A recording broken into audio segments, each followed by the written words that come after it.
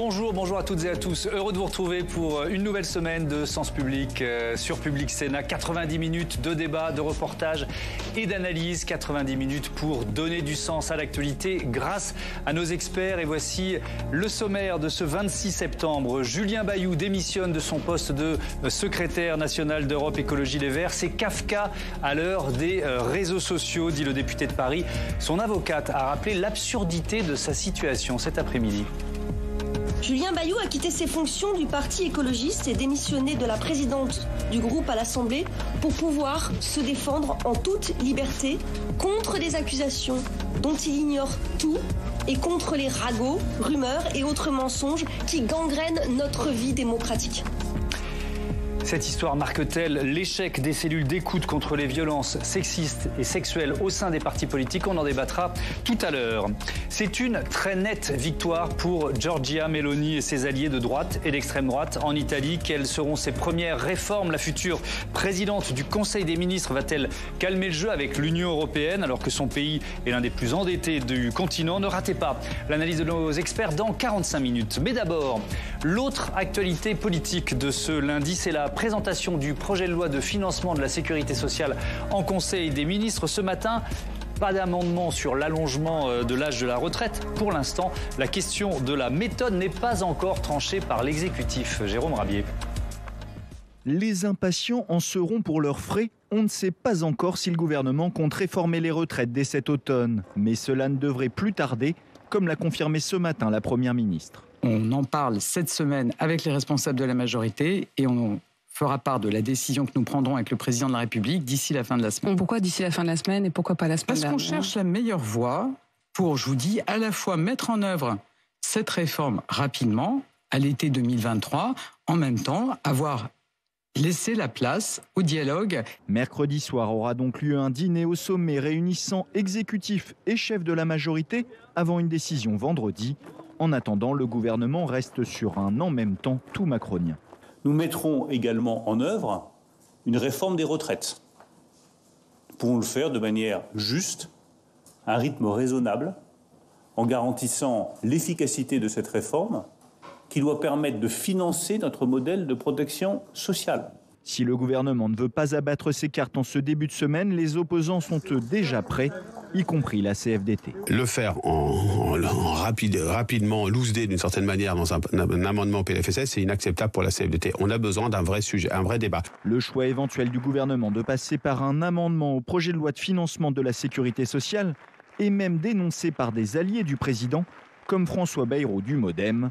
Sans majorité sur le sujet, le gouvernement devrait alors user du fameux article 49.3 pour le faire passer, ce qui ne devrait pas faire baisser la tension, au Parlement comme dans la rue, pour un projet de réforme ardemment défendu par le chef de l'État.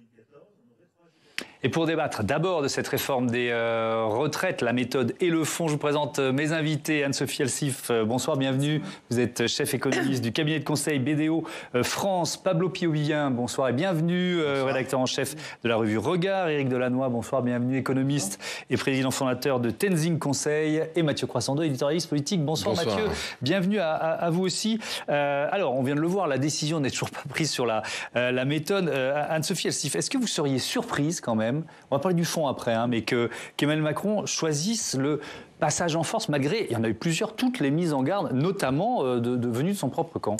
Alors c'est vrai que la dernière fois c'était possible, puisqu'on avait vu à la première législature qu'ils avaient essayé de le mettre en force avant la crise Covid.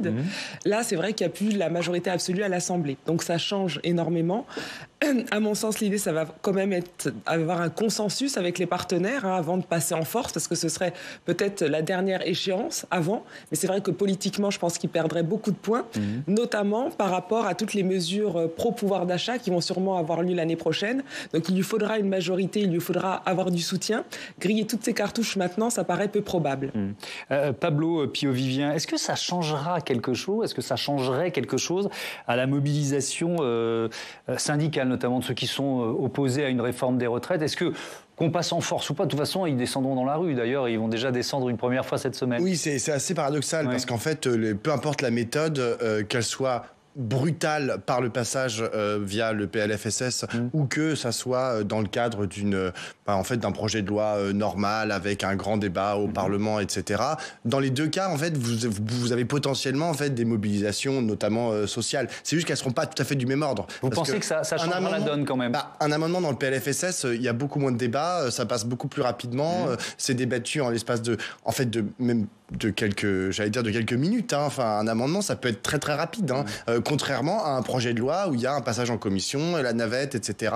Et tout prend du temps. Donc, mais après, le problème, c'est que si il passe par un amendement dans le PLFSS, alors, comme ça a été dit par Laurent Berger tout à l'heure, mais c'est aussi, on sait que la CGT est absolument sur la même ligne et que globalement, même au sein de sa propre majorité, ça commence à dire, Yaël Braun-Pivet, la présidente de l'Assemblée nationale, elle a pas l'air hyper enchantée par le fait que ça soit. On peut dire ça comme ça. Elle a été assez claire, oui. Elle a été également, assez claire, ouais. Exactement. Donc vous avez une foultitude en fait de petits éléments qui font que si jamais ils assument en fait ce passage via le PLFSS, ils vont se prendre dans la figure et quelque chose d'assez violent. Après, ils peuvent le faire. Enfin, potentiellement, c'est quelque chose qui fait partie en fait des cartes qu'ils peuvent abattre sur la table, parce que ça voudra aussi dire de la part du gouvernement, voilà, nous, on assume en fait notre réformisme, parce que c'est ce qu'ils répètent à l'envi, ils l'ont répété énormément pendant la campagne présidentielle et pendant les campagnes législatives, on assume notre réformisme et la réforme, ça passe aussi par bousculer un peu les institutions. Montrer que Emmanuel Macron, même dans un second mandat, affaibli par l'absence de majorité absolue à l'Assemblée, peut continuer de réformer. Est-ce que vous diriez, Éric Delannoy, je suis toujours sur la méthode, que l'utilisation d'un amendement au sein du projet de loi de financement de la sécurité sociale, ce serait même une erreur politique? Est-ce que vous allez jusque-là? Qu'est-ce que vous en pensez? Oui, ce serait une erreur politique, mais je ne crois pas qu'on ira jusque-là. Je pense qu'on est sur une discussion de la méthode avant le fond pour inviter les différents acteurs à se mettre autour de la table. Parce qu'il faut quand même voir d'où on vient. On vient d'une situation où pendant 1 an et demi, on a parlé des réformes des retraites, ça s'est achevé par le Covid, et qu'on a en face de nous, quand je dis en face de nous, le gouvernement en face de lui, des oppositions qui ne proposent pas grand-chose, si ce n'est de dire non. Non, c'est non. Donc pour qu'il y ait dialogue, il faut être deux. Donc pour être deux, il faut inviter les uns et les autres à venir autour de la table. Comment on invite les uns et les autres à venir autour de la table? On les menace d'avoir recours à une méthode brutale s'ils ne viennent pas. Pour d'un seul coup paraître négociateur, ouvert et prêt à la discussion, quoi. Laurent Berger a raison de dire que ça ne peut pas se faire en 3 minutes et par un petit amendement. Il a raison.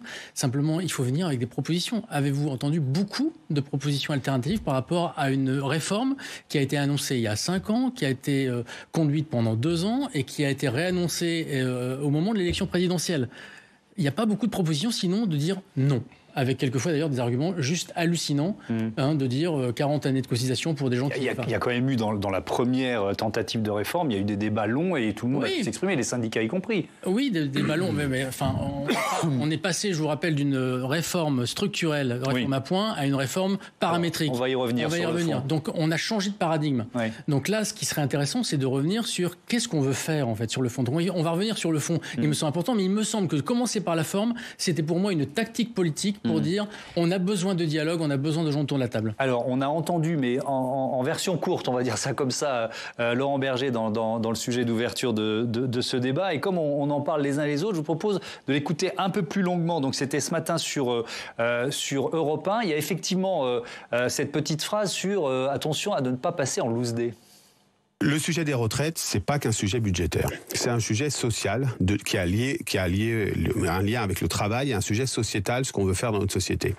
Le faire rapidement, loose day d'une certaine manière dans un amendement PLFSS, c'est inacceptable pour la CFDT. On a besoin d'un vrai sujet, un vrai débat. Anne-Sophie Alsif, c'est pas la CFDT, si on fait un tout petit peu d'histoire politique et sociale, c'est souvent le syndicat sur lequel les gouvernements sont appuyés pour faire passer des réformes. Donc braquer Laurent Berger, c'est quand même très dangereux. Oui, parce que là, il y a un petit peu l'idée qu'il y a l'inflation, il y a la crise énergétique, donc il y a un peu beaucoup d'incertitudes. Et puis, comme on sait que c'est une réforme difficile, on pourra en profiter et faire passer ça un petit peu comme si de rien n'était, en fait. Alors qu'en effet, la réforme des retraites, c'est quand même une réforme qui, comme il l'a dit, n'est pas que économique, qui est aussi très politique, qui concerne absolument tous les Français. Et donc, je crois qu'il y a vraiment une méfiance, alors bien évidemment au niveau du Parlement, mais aussi au niveau des syndicats, en disant même par rapport à leurs adhérents, on va en fait accepter un package message vu le contexte. Et puis derrière, finalement, on va faire passer peut-être des choses qui peuvent changer ou avoir des impacts assez importants. Est-ce que, Mathieu, on n'est pas un petit peu en train de tomber dans un petit piège médiatique, c'est-à-dire que de la part du président de la République, beaucoup de mousse autour de attention, on va peut-être passer par le PLFSS et puis non, parce que c'est une option qui est quand même sérieusement envisagée. Ouais. Alors après, il y a toujours en politique l'idée d'un ballon d'essai et puis ça se dégonfle et après on dit voyez, je suis pas si méchant. En fait, ça va bien se passer. Ouais. Un peu comme chez le dentiste, ça va faire très mal. En fait, ça va pas si mal.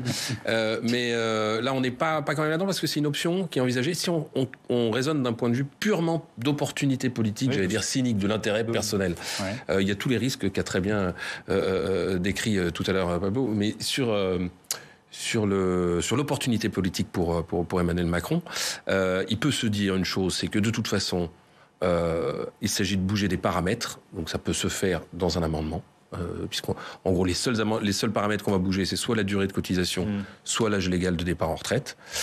Il peut juger qu'il n'y a pas de bon moment pour faire ça, que quand on regarde sur le temps long, chaque gouvernement, depuis 20 ans, prend un petit peu sa part. La dernière fois, c'était Marisol Touraine sous François Hollande. Avant, c'était François Fillon sous Nicolas Sarkozy. Enfin voilà, chacun prend un petit peu, et puis avant, on peut remonter, sous Raffarin, il y en avait eu aussi.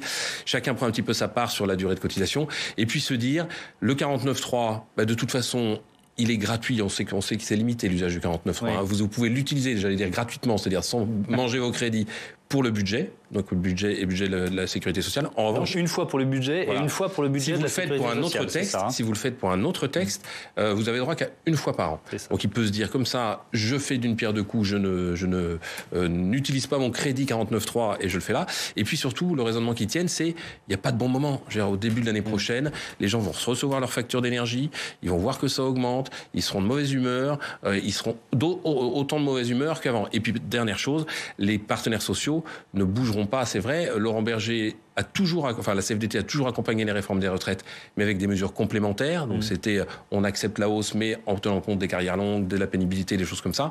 Là, si la réforme est purement paramétrique, on voit bien que le pouvoir est tenté par ça. Après, juste, et j'en termine, c'est vrai que c'est un sujet qu'on ne peut pas faire sur un coin de table. Parce que, précisément, augmenter la durée de cotisation, repousser l'âge légal, ça pose des problèmes à toute une catégorie de gens, toute une série de gens qui ont des carrières morcelées, qui ont soit commencé très jeunes, qui, et qui ont eu des maladies. Enfin, il y a beaucoup d'événements dans une carrière. Et ces gens-là, on s'interroge légitimement, quel dispositif va être conçu pour eux. On peut pas leur dire, on joue les leviers d'abord et puis on verra après. Ça marche pas comme ça. Mais réunir tout le monde autour de la table pour arriver à un consensus, moi j'y crois pas du tout. En 2 mois, en 3 mois, en 6 mois, en 1 an, en 2 ans, ça ne marchera pas. Ouais. Le 49.3, vous l'avez évoqué. La Première ministre Elisabeth Borne, qui était ce matin l'invitée de nos confrères de BFM TV, on l'écoute. Moi, je vais vous dire, ma méthode, c'est le dialogue, la recherche de compromis. En même temps, je pense que les Français ne comprendraient pas qu'on soit bloqué. C'est vrai sur le budget, c'est vrai sur les réformes importantes qu'on veut porter. Donc c'est un des outils qui est à la disposition du gouvernement si on constate une situation de blocage. La priorité, pour moi, c'est le dialogue, la concertation, la recherche de compromis. Le blocage ne viendra pas de ma part. Alors j'en viens au fond maintenant, Pablo Piovi. Est-ce que pour vous, cette réforme des retraites, elle est urgente ? Il y a une grosse bataille en fait pour estimer le caractère urgent de cette réforme ou de cette contre-réforme, comme on dit à gauche, des retraites sur en fait les conclusions du Conseil d'orientation des retraites et notamment de son dernier rapport qui est sorti il y a pas longtemps. En vérité, il y a un débat en fait pour savoir si est-ce que le corps en gros nous dit que les perspectives en gros du système vont être déficitaires de manière chronique et qu'au bout d'un moment tout va partir à volo, ou est-ce que finalement le taux d'endettement du système ça va pouvoir tenir encore quelques années, quelques dizaines d'années, voire tout le temps. Là-dessus, vous avez le gouvernement qui dit « Ah mais regardez, parce qu'en gros, une des conclusions du corps, c'est de dire, voilà, en 2021 et en 2022, le système est excédentaire, et puis après, pendant 10 ans, il va être déficitaire, et puis ensuite, bon, là, ça devient un peu plus flou, on ne sait pas trop, ils disent qu'il va revenir à l'équilibre, mais on ne sait pas trop si c'est en 2030. Ouais. Chacun peut trouver un peu ce qu'il veut dans le rapport du Conseil d'orientation des retraites. Dans la synthèse, que je conseille à tout le monde de lire, parce qu'elle est relativement courte, il y a cette phrase qui dit « Les résultats de ce rapport ne valide pas le bien fondé des discours qui mettent en avant l'idée d'une dynamique non contrôlée des dépenses de retraite. » Bon, Je vous dis ça, c'est la phrase qui m'intéresse puisque je suis de gauche et que je ne pense que c'est pas urgent. Et c'est d'autant moins urgent qu'il y a énormément d'autres urgences en fait qui sont sur la table, à commencer par l'urgence écologique. On est dans une période de crise intense avec des guerres, avec énormément de stress, une crise énergétique qui va faire que cet hiver, il y a sûrement des gens qui vont pas réussir à chauffer, qui vont pas réussir à remplir leur frigidaire, etc. Donc, si vous mettez tout ça bout à bout, on se dit mais pourquoi est-ce qu'il y a une urgence à faire passer cette réforme? On a entendu l'argument. Merci Pablo. Je suis pas sûr que nos deux économistes soient sur la même ligne. Anne-Sophie Alsif pour commencer, et ensuite Éric Aoun. Il y a plusieurs sujets. En effet, pour le corps, lorsqu'ils font ces prévisions, ils utilisent beaucoup d'indicateurs, dont la croissance, dont les gains de productivité, dont le taux de chômage, donc des indicateurs qui peuvent beaucoup changer en fonction de la situation macroéconomique. On l'a vu avec le Covid. L'argument pourquoi faire ça, parce que là, il y a beaucoup de crises. Avant, vous allez me dire, il y a la crise sanitaire. Avant, il y avait la crise financière. Avant, il y avait la crise commerciale entre la Chine et les États-Unis. Donc ça, il n'y a jamais de moment pour faire cette réforme. Le sujet, à mon sens, c'est pas l'âge de départ, c'est le niveau des pensions. On voit déjà que l'âge de départ effectif, c'est déjà 64 ans. Les gens continuent de travailler pour avoir une pension plus élevée. Et en fait, ce que regarde le corps, c'est d'avoir... Mais vous pensez quand même qu'il faudrait le prolonger? Moi, je pense qu'il faudrait le prolonger. Alors, pourquoi? En effet, c'est pas demain, après-demain qu'il va y avoir un problème de soutenabilité, etc. Parce que y a d'autres problèmes de soutenabilité par ailleurs. Donc, c'est pas ça le sujet. Le sujet, c'est à moyen long terme. Et c'est pour ça que c'est aussi un débat de société. Quelle place on veut donner en termes de pouvoir d'achat et de capacité financière à ces catégories? Il y a deux éléments. Le fait de décaler l'âge de départ, par exemple, à 65 ou 67 ans dans d'autres pays, ça permet d'augmenter le taux d'emploi des seniors. Donc d'avoir plus d'activité chez les plus de 55 ans, si en effet les entreprises jouent le jeu. Mais on voit que dans les... C'est une hypocrisie monstrueuse. C'est faux quand vous regardez... Pour l'instant, on est débarqué. Quand on a plus de 50 ans dans une boîte, pour l'instant, parce que l'âge de départ est à... Il faut le dire. Parce que l'âge de départ est à 62 ans. Dans les pays qui sont passés à 62 à 65, vous voyez, comme vous rallongez de 3 ans, au lieu d'être jeté, en effet, vous l'avez dit, après 50, vous êtes jeté à 53, 54. Bon, vous allez me dire, ça ne règle pas forcément le problème, peut-être. Mais en tout cas, ce que je veux dire, c'est que vous avez... Oui, non, mais il y a quand même une augmentation du taux d'emploi. Et si vous le liez avec la formation et l'espérance de vie qui va augmenter, vous allez vers une tendance d'augmenter le taux d'emploi des plus de 50 ou des plus de 55 ans. Et la question en fait fondamentale, c'est de dire, avec cette réforme, on va faire des économies. On aura plus d'argent. On a besoin en effet beaucoup d'argent pour les moins de 25 ans et pour la transition écologique. Donc là, c'est un choix de société de dire, en effet, on décide peut-être de faire cette réforme et d'utiliser cet argent pour financer d'autres dépenses. Mais en effet, c'est un choix de société, un choix politique. Éric Delannoy, c'est quoi votre choix, vous? Est-ce qu'il faut, par exemple, prendre une mesure d'âge? Puisque c'est un peu simpliste, mais c'est souvent ce qui est mis en avant prioritairement. Moi, je regrette qu'on ait réduit le débat sur les réformes des retraites à une problématique de paramètres d'âge. Je le regrette fondamentalement, et c'était absolument pas ce qui était dans le premier programme d'Emmanuel Macron en 2017, où on voulait refonder un système de retraite qui assure une meilleure mobilité sociale en étant beaucoup plus lisible et qui permette aussi une meilleure justice sociale en écrasant un petit peu les écarts de retraite, c'est-à-dire les mieux payés touchant moins et rehausser considérablement le minimum de retraite. Donc un système de justice sociale dans lequel, par ailleurs, on a arrêté ces systèmes absolument scandaleux de régimes spéciaux sur lesquels on pourrait revenir. Donc, pas tout scandaleux. Ils sont pas scandaleux. Non, mais après, c'est effectivement une position qu'on peut avoir, mais en tout cas, on pourrait en débattre. Je sors avec un de l'Opéra de Paris, c'est pas scandaleux. On en reparlera tout à l'heure si vous voulez bien. On fera un petit chapitre spéciaux. Si je reprends quelques chiffres intéressants. Oui. Dans les années 70, vous aviez 4 actifs pour financer un retraité. Aujourd'hui, vous avez 1,7 actifs pour financer un retraité. En 2050, vous aurez 1,2 actifs pour financer un retraité. Ça veut dire que vous avez de moins en moins de cotisants et de plus en plus de retraités. Premier élément. Deuxième élément, la France a le nombre d'années passées en retraite le plus élevé des pays de l'OCDE. 25 ans, c'est-à-dire plus de 5 ans en moyenne plus élevé que la moyenne des pays de l'OCDE, plus 5 ans, avec une espérance de vie qui ne cesse d'augmenter. Donc on passe plus de temps en retraite. D'accord. Donc moi je veux bien qu'on aille plus en retraite en ayant beaucoup de moyens, mais comment on fait pour financer ça? Deuxième aspect, et je rejoins ce qui a été dit tout à l'heure, il y a un vrai problème, c'est que les entreprises veulent plus des salariés au bout de 55 ans. Mais en augmentant l'âge de départ de retraite, qu'est-ce qu'on fait ? On renverse la charge de la preuve. C'est-à-dire que une entreprise qui veut se séparer d'un collaborateur plus tôt, doit payer. Et du coup, il y a une partie du coût qui devra être assumée par les entreprises qui ne veulent plus ces collaborateurs-là. Donc c'est même en termes de dynamique économique, c'est très sain de pouvoir augmenter l'âge de la retraite. Et enfin, le dernier point que je voulais ajouter, c'est qu'on oublie de parler de l'âge d'entrée dans l'emploi. On parle souvent de l'âge de sortie. Mais en 1975, un emploi stable, on l'avait à 20 ans. Aujourd'hui, on l'a à 27 ans. D'accord ? En moyenne, quelqu'un rentre en emploi entre 23 et 24 ans. C'est-à-dire qu'on arrive plus tard sur le marché de l'emploi et on ne voudrait pas sortir plus tard. Il y a une aberration économique qui fait qu'on met en place un système dans lequel on passe plus de temps à travailler que de ne pas travailler, avec de moins en moins de moyens pour le financer. Allez, ça, un mot Mathieu, et ensuite on parle des régimes spéciaux. Juste, si on met les choses sur la table, il faut tout mettre sur la table. Or, c'est pas le cas en France parce qu'il y a toujours des hypocrisies immenses. Par exemple, il y a 3 paramètres pour réformer les retraites, enfin pour augmenter les recettes, augmenter les cotisations. Ça, personne n'en parle. Personne n'en parle parce qu'on est dans une logique de baisse des impôts et de baisse des prélèvements sociaux. Il y a baisser les pensions. C'est-à-dire baisser les pensions des retraités actuels. Personne n'en parle. C'est-à-dire que si c'est un pacte social, on peut dire aussi quel transfert se joue entre la jeunesse et les personnes âgées. C'est une question complètement taboue. Il y a dans les sujets tabous, on parlait des espérances de vie. Oui, l'espérance de vie augmente. Oui, mais ça dépend des classes sociales. Oui, quand vous êtes ouvrier, vous mourrez et beaucoup plus tôt que quand vous êtes col blanc tranquillement. Et ça, personne ne le dit. Parce que c'est... Non, on parle un peu de pénibilité à la marge en fonction des métiers.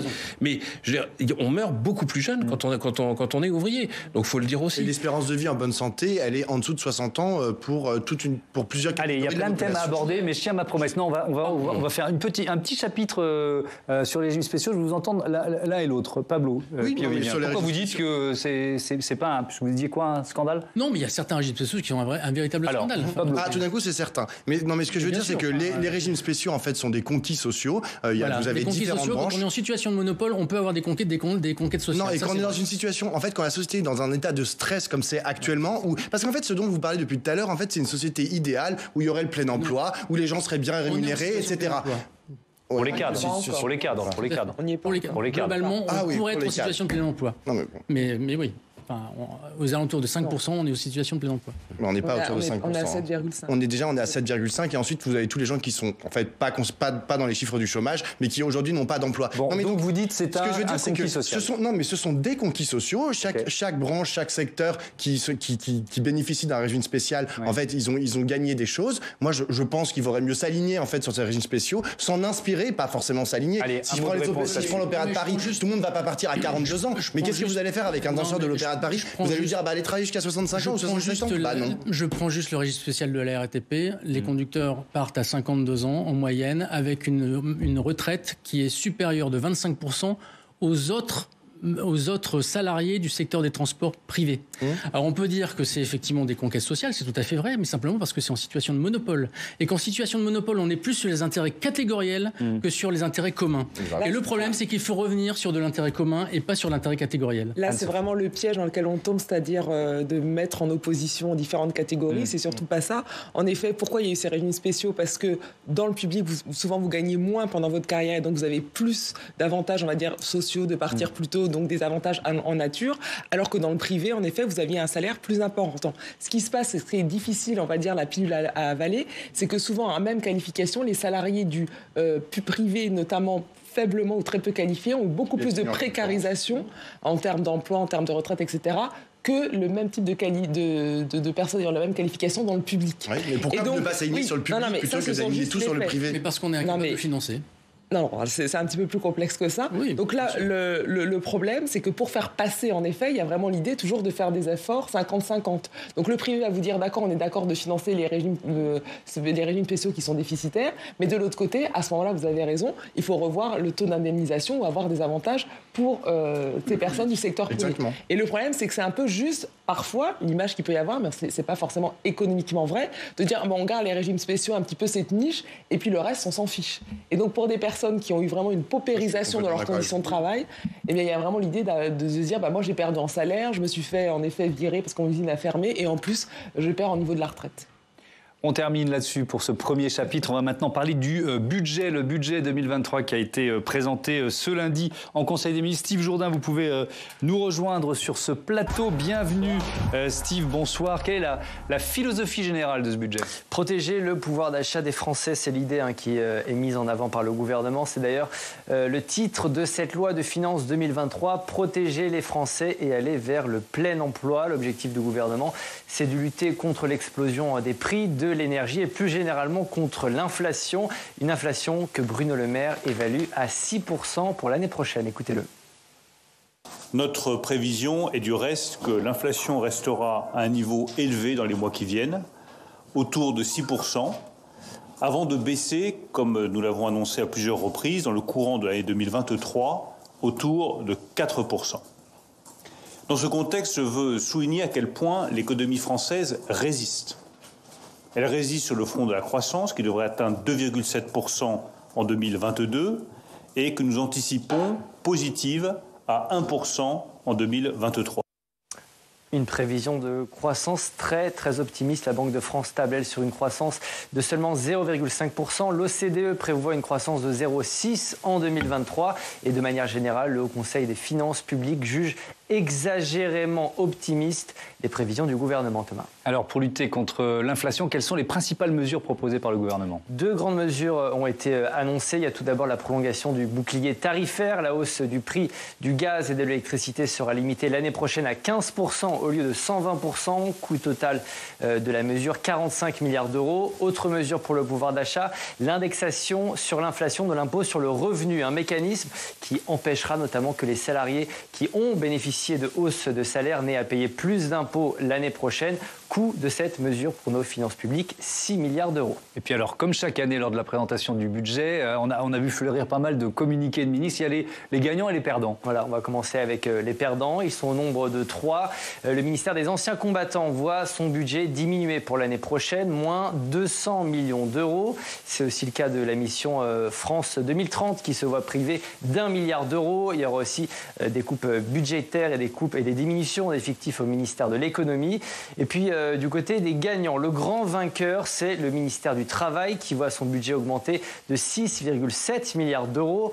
Augmentation également pour le ministère de la Transition écologique, plus 6,6 milliards d'euros. Parmi les gagnants, il y a également le ministère de l'Éducation, plus 3,7 milliards. Le ministère de la Santé, plus 2,1 milliards d'euros. En résumé, Thomas, peu de diminution des dépenses publiques pour l'année prochaine. Ça fait des mois qu'on nous annonce la fin du quoi qu'il en coûte. Eh bien, dans les faits, il continue malgré les annonces du gouvernement. Merci Steve. Effectivement, on écoutera Gabriel Attal dans un instant. Alors, il y en a un qui n'a pas tout à fait la même analyse. On va l'entendre tout de suite. C'est le président de la commission des finances à l'Assemblée, le député LFI de Seine-Saint-Denis, Éric Coquerel. Écoutez ce qu'il dit du budget. Le deuxième reproche que je pourrais faire à ce budget, il continue à garder en optique l'idée que l'impératif, c'est quand même que l'État dépense moins, qu'il y ait moins de dépenses publiques et qu'on baisse les impôts des entreprises et de nos concitoyens les plus riches, c'est-à-dire en gros une politique de l'offre, de la compétitivité et malgré tout de baisse des dépenses publiques. Pablo Pio-Vivien, est-ce que vous êtes d'accord ? Est-ce que c'est un budget qui promeut la politique de l'offre, on va dire ça comme ça. C'est d'ailleurs ce qu'a dit, alors vous n'avez pas passé Gabriel Attal, mais c'est ce qu'il a dit. On va l'écouter. Gabriel Attal, il l'a bien résumé. Il a dit, en gros, les dépenses de l'État vont baisser de 0,5% et les dépenses de 0,4% et les dépenses des collectivités territoriales vont baisser de 0,5%. Donc il y a quand même une baisse au final. Mais j'aimerais revenir en fait sur ce qui a été dit sur le bouclier tarifaire, enfin le bouclier qui a été mis en place, parce que en fait ce qui a été dit par Steve, c'est en gros il va y avoir une augmentation que de 15% du prix du gaz et de l'électricité en 2023 et pas de 120% comme ça aurait pu être le cas si en gros on avait été sur un marché libre. Ça reste quand même une augmentation de 15%. Je rappelle que le prix de l'électricité avait été bloqué, il était bloqué depuis février, il avait augmenté de 4% en février, il n'a pas réaugmenté depuis, et que le prix du gaz était bloqué depuis octobre 2021. Donc là tout d'un coup vous allez avoir une augmentation de 15% et je peux vous dire que les ménages ils vont le voir sur leur facture. De la même façon, le 1er janvier vont s'arrêter arrêter toutes les remises à la pompe. Enfin, pour l'instant, sauf si je ne m'abuse, ils n'ont pas prolongé ce dispositif. Je suis d'accord avec vous, mais c'est une vraie question. Pendant combien de temps on reste dans une économie totalement administrée, vous voyez, pendant combien de temps, en fait, on reste dans une économie qui est complètement, qui laisse autant d'importance, au fait, au libre marché, qui ne marche pas. Parce qu'aujourd'hui, effectivement, les prix de l'énergie, le prix à la fois de l'essence, de l'électricité et du gaz, on ne peut pas les assumer ni à l'échelle individuelle, ni à l'échelle collective. Donc, en fait, il faut se poser la question, peut-être qu'il faut revoir totalement la façon dont, à la fois, on s'approvisionne en électricité, la façon dont, ensuite, on répartit ça sur le territoire. Mais, enfin, vous êtes bien d'accord. Je suis d'accord que ça fait on subventionne largement le secteur énergétique. Je suis complètement d'accord. C'est vraiment sous perfusion de l'argent de l'État que Total arrive à mettre le prix à la pompe à ce niveau-là, afin que Mais en même temps, si vous ne faites pas ça, ben vous êtes c'est les prix du marché mondiaux. Et là, je peux vous dire, le prix du baril. Moi, je sais pas pourquoi. Enfin, j'ai entendu Bruno Le Maire en parler. Il nous dit oui, vous allez voir, le prix du baril, ça va peut-être redescendre. On n'en sait absolument rien. Si on sait. Non, mais il y a des études économiques qui montrent que le prix du baril est corrélé au prix du PIB et à l'évolution du PIB. Donc, si vous avez une littérature qui existe, qui montre qu'il y a une véritable corrélation. On ne veut pas dire qu'on fait rien. C'était moyennement. Non, mais là, vous regardez, il est en train de baisser. Donc, justement, le prix du baril est en train de baisser. Pourquoi ? Parce que quand vous avez un ralentissement de la croissance mondiale, forcément, votre baril s'effondre. Quand il y a eu la crise Covid, vous le vendiez à perte parce qu'il y avait moins 30% de la demande mondiale. Donc, si la littérature le dit. Donc là, il faut. Je rebondis sur ce que vous dites parce que c'est intéressant sur le décalage entre des mesures politiques et le marché. C'est-à-dire à partir du moment où on rentre dans cette logique. Et j'entends l'argument de dire qu'il y a des millions de Français qui sont en grande difficulté financière aujourd'hui. Mais la difficulté, c'est que le politique prend une mesure, par exemple sur le prix à la pompe, et puis finalement, au moment où la mesure est la plus efficace, le prix du baril est en train de baisser, quoi. Par rapport à ça, on ne peut pas vous dire que justement, on est dans une économie complètement administrée. C'est parce qu'on n'est pas dans les lois du marché qu'on ne va pas payer ça. Donc là, on y est. Donc dire il ne faut pas laisser le marché faire, c'est exactement ce qu'on fait dans cette proportion. Vous regardez les taux d'inflation dans les autres pays en Europe, aux Pays-Bas, dans les Pays-Bas, en Allemagne, c'est le double. Donc il faut quand même avoir conscience des choses. En France, avec ces aides-là, vous avez quand même une baisse du pouvoir d'achat qui a augmenté de 2% en 2021, là qui devrait baisser de 0,6%. Donc certes, on est dans une baisse, mais on avait une augmentation grâce au quoi qu'il en coûte. Donc il faut quand même relativiser et surtout comparer par rapport aux autres. Donc on est vraiment dans une économie complètement administrée. Le coût, c'est quand même 45 milliards d'euros. Donc c'est pas un coût qui est négligeable et cet argent, ça veut dire qu'on va pas l'utiliser à autre chose. Donc ça, c'est quand même aussi un problème. Par rapport, juste pour finir, par rapport au PAC, quand on dit le prix du pétrole va baisser, etc., c'est sûr qu'on regarde pour l'inflation ce qu'on appelle le mix énergétique. Donc là, la problématique, c'est pas du tout est-ce qu'on est dépendant en effet de l'énergie extérieure, etc. Le problème, c'est qu'on n'a pas du tout diversifié notre mix en Europe comme l'ont fait les autres pays. Donc c'est ça qu'on paie aujourd'hui, c'est d'avoir eu aucune vision européenne sur notre politique énergétique. Donc une fois que l'on a dit ça, ce qu'il faut quand même savoir économiquement, c'est qu'avec ce que vous dites, ça veut dire qu'il faudrait relocaliser, utiliser moins l'électricité, etc. Ça va vers la transition écologique, mais c'est un coût clairement inflationniste sur le coût des biens et des services. Donc ça, il faut quand même le dire. Concrètement, on aura une inflation qui, hors énergie, va durer. Je vais vous donner la parole tout de suite, Éric Delannoy, mais on écoute, on l'avait évoqué, le ministre chargé des comptes publics, Gabriel Attal. Lui, il dit donc que c'est un budget de protection. Écoutez. Ce budget est aussi un budget de protection de nos comptes publics.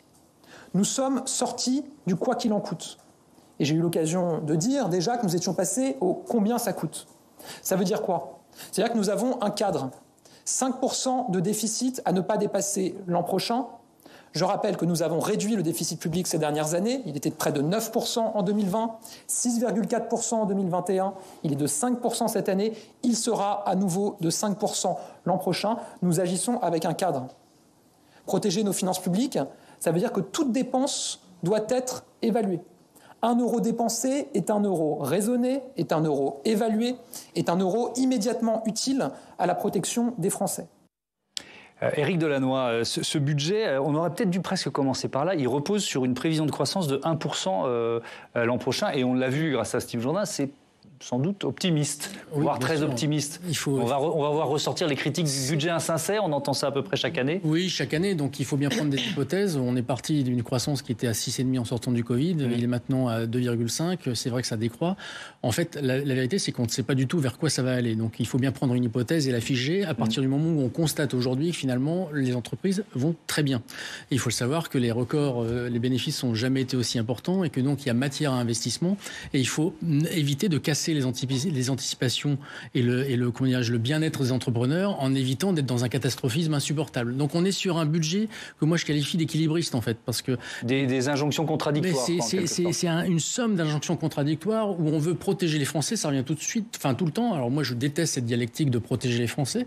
Enfin, je veux dire, l'État n'est pas là pour protéger les Français. La protection, c'est déresponsabilisant à mourir. Ce qu'il faut, c'est protéger les plus fragiles et augmenter les capacités d'agir des autres.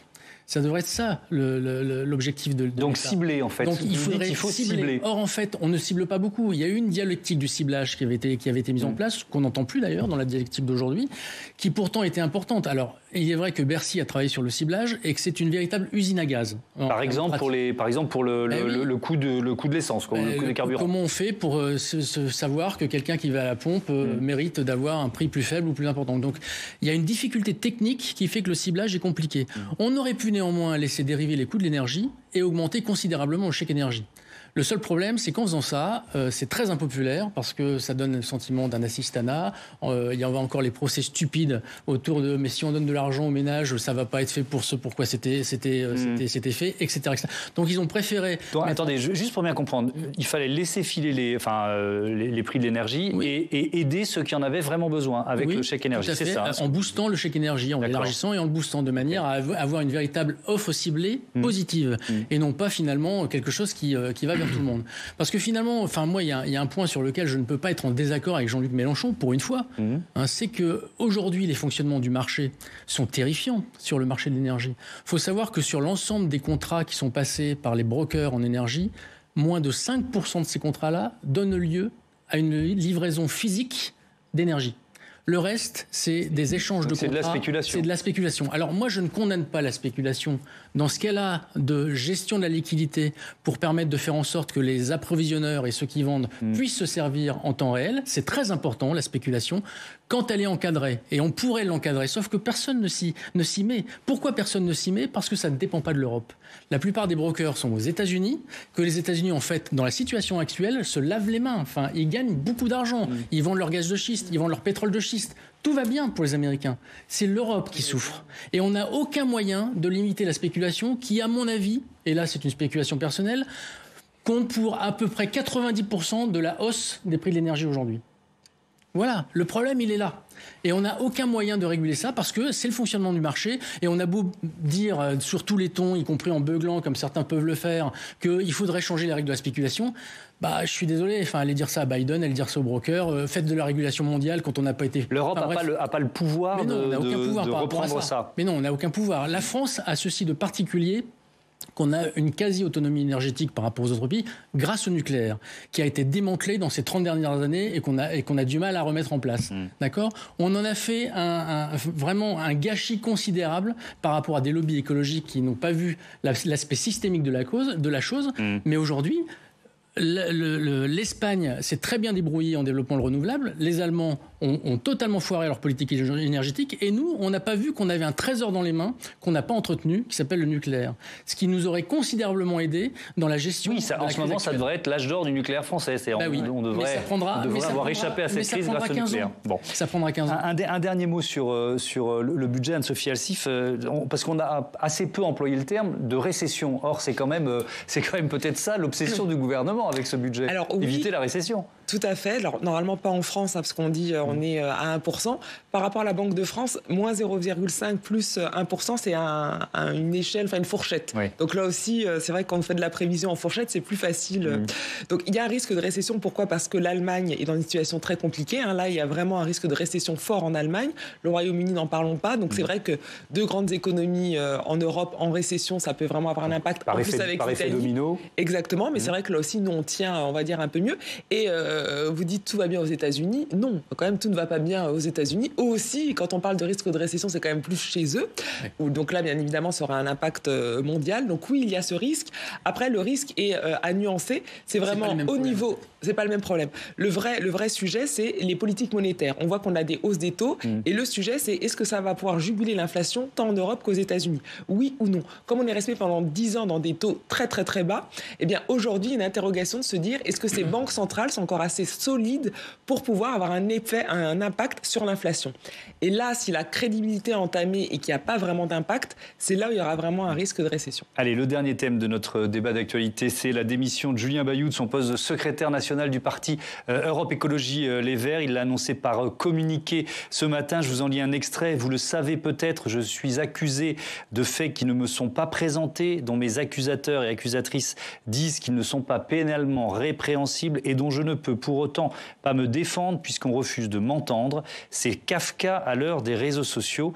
Voilà ce que dit Julien Bayou. Et son avocate, Marie Dosé, a donné une conférence de presse cet après-midi. On en écoute un extrait.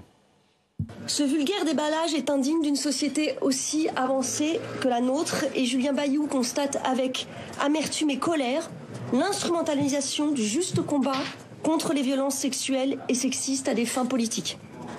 Personne n'ignore que le congrès des écologistes se tient en fin d'année. L'ambition politicienne ne saurait justifier toutes les croisades. La vie privée ne peut être rendue publique que si elle recèle des comportements pénalement sanctionnés, sauf à prendre le risque de sombrer dans l'arbitraire.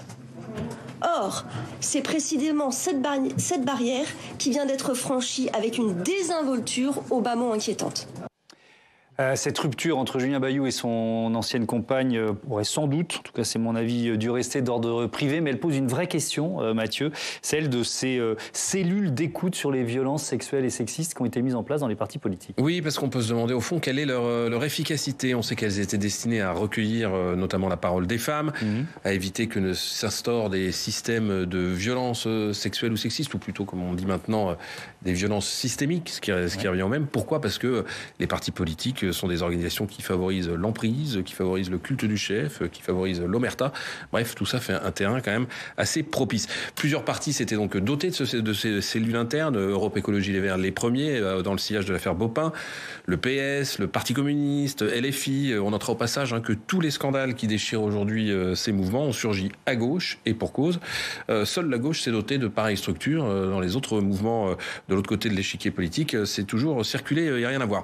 Et le problème, c'est que ces cellules, inspirées par une saine réaction, je le redis, et portées par des féministes bien décidées à bouger les choses, n'a pas encore, je trouve, à mes yeux en tout cas, fait la preuve de son efficacité, ou en tout cas pas dans les affaires qui ont fait irruption dans le débat public.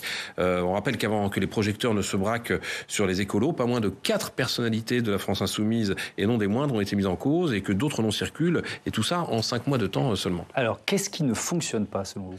Alors, à mes yeux, d'abord, la lenteur. Elles avaient été conçues, ces cellules, pour pallier notamment les défaillances de la justice qui met trop de temps à se prononcer, et puis les défaillances de la justice à appréhender le phénomène des violences sexuelles et sexistes, et notamment à cause des délais, je le disais. Or, les cellules ne paraissent pas tellement plus rapides à se prononcer. Quand on demande un avis, on a des élus qui sont suspendus, qui se mettent en retrait, on ne sait pas pour combien de temps, donc il y a un problème de lenteur.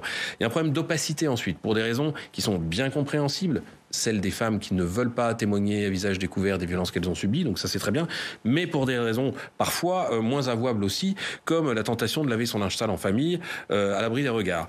Il y a aussi un problème, à mon avis, d'indépendance. Elles ont été imaginées par les partis, ces cellules, parfois présidées par des élus y siègent.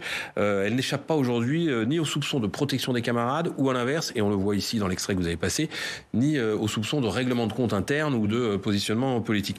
Et puis, les méthodes posent aussi question. C'est Kafka à l'heure des réseaux sociaux, disait Julien Bayou, que vous avez cité. C'est vrai que lui ne se connaît pas les faits qu'on lui reproche. Ça me fait penser, en mai dernier, à Taha Bouaf, cette éphémère candidate de la France insoumise, qui s'était fait écarter de liste, sans qu'on lui ait jamais précisé de quoi il était accusé, ni par qui, ni où, ni quand, ni comment. Alors des députés insoumises ont reconnu la semaine dernière qu'elles avançaient parfois à tâtons sur ces questions complexes, et je trouve que cela se sent. Et si on cherche des solutions, comment améliorer ? Certains imaginent confier ces affaires à une haute autorité indépendante, un peu comme sur le modèle de ce qu'il existe pour la transparence de la vie publique, c'est-à-dire les finances et l'argent des élus. Alors c'est une piste. D'autres réclament à minima que ces cellules composées de bénévoles, il faut le rappeler aussi, parce que ce sont des bénévoles, donc c'est pour ça aussi que les délais sont parfois très longs, travaillent plus rapidement, retrouvent quand même une forme d'équilibre entre le recueil de la parole des femmes qui est nécessaire et la présomption d'innocence, mais surtout s'astreignent à des procédures contradictoires. Et c'est ça qui est un peu délirant, parce que moi j'ai regardé quand même les statuts de la cellule d'écoute d'Europe Écologie Les Verts. Normalement, le contradictoire est prévu, et la personne qui est mise en cause doit pouvoir avoir connaissance du dossier. Donc tout ça, c'est très long. En fait, je vais dire peut-être une bêtise, mais on saurait trop conseiller aux partis politiques de confier ces affaires le plus tôt possible et le mieux possible à la justice, plutôt que de tenter de jouer les justiciers dans des organisations qui restent militantes, car même si la justice reste imparfaite, c'est quand même ce qu'on a trouvé de mieux pour faire le job. Alors je vais vous donner la parole à l'un et à l'autre, avoir votre avis. Pour info, on va longuement demain débattre autour de l'exemplarité en politique avec nos partenaires de Doxa qui publient leur baromètre. Donc voilà, c'est pour ça que dans ce débat, on y consacre relativement peu de temps. Mais quand même, je voudrais vous entendre, Éric Delannoy. Je commence avec vous. Tiens, qu'est-ce que ça vous inspire, la démission de Julien Bayou ? Bon, moi, je la trouve extrêmement triste. Enfin, je ne porte pas Julien Bayou dans mon cœur particulièrement, mais ce qu'il subit aujourd'hui est le symptôme, effectivement, d'un vrai problème où, en gros, il y a une vision très robespierriste de la justice, quand même, par les partis. Donc, moi, je suis d'accord.